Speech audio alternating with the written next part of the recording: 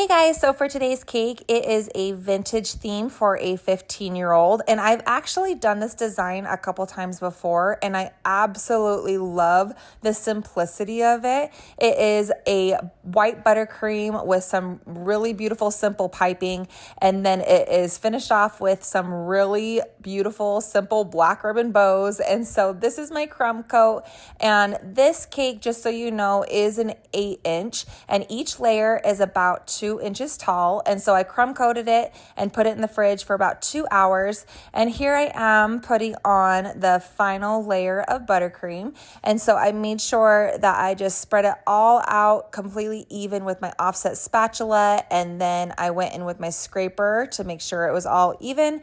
And then I did my hot scraper trick, which I absolutely love.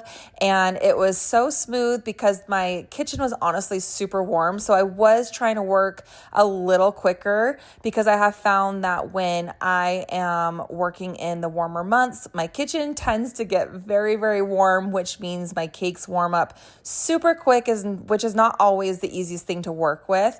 And so I will say that I wish that I did take another break because I could tell that my buttercream was starting to get a little bit warmer than I prefer. And so because of that, I did not realize that as I started piping everything that I had what is called an air bubble. And so I was finishing off all of my piping and I was so convinced that I was done. But do you see that guy right there, right at the bottom of my cake? I did not even realize that. So I thought my cake was just about done. I put it in the fridge, realized I had that nasty air bubble. So what I did was I actually let it set in the fridge for a little bit.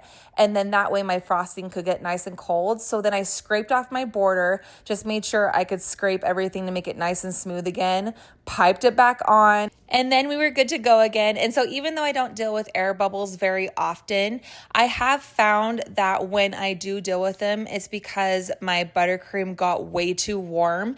And so patience is the biggest thing. So if you find that your buttercream is too warm, be sure to let your cake sit in the fridge and make sure that your buttercream is a good temperature to work with.